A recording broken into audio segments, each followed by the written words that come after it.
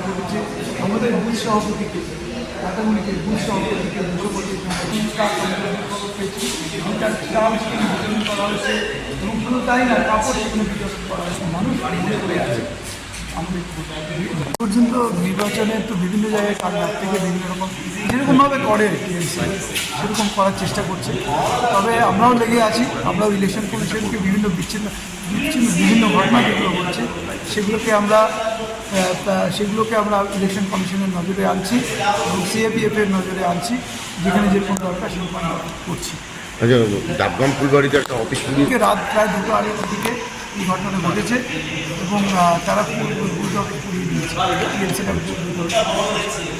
আর অন্যান্য বুথে ডুয়ার্সের জায়গা কি আছে?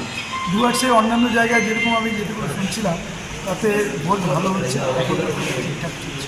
এখনো পর্যন্ত কতগুলো অভিযোগ আপনার কাছে এসছে? আমাদের কাছে অনেকগুলো অভিযোগ এসছে ইলেকশন কমিশনের কাছে। আমরা অ্যারাউন্ড আমার মনে হয় 7টার মতো আমরা করেছি, 6টা করেছিলাম একটু আগে শুনলাম যে আরেকটা করা হচ্ছে।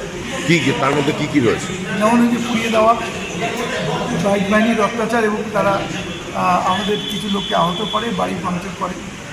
আমাদের লাটাগুড়িতে 235 নম্বর বুথে সেখানে আমাদের বুথ সভাপতিকে ভয় দেখানো হয় এবং সেখানে চাল এবং কাপড় ডিস্ট্রিবিউট করা হয়। এরকম ধরনের কিছু অভিযোগ আমরা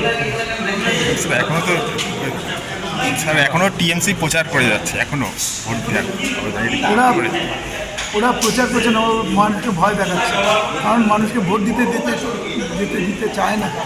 এবং এমনও অভিযোগ আসছে আমার কাছে, রাস্তা ব্লক করে তারা এটা কোন ধরনের নন, সুতরাং এরা এইভাবে ভোটারকে ইনফ্লুয়েন্স করা। এমনকি আমি দেখেছি, আমি যেটা রিপোর্ট আসছে আমার কাছে সেটা হচ্ছে বিএলও সেখানে একটা বুথের মধ্যে বারবার করছে এবং ভোটারদের ইনফ্লুয়েন্স করার চেষ্টা করছে।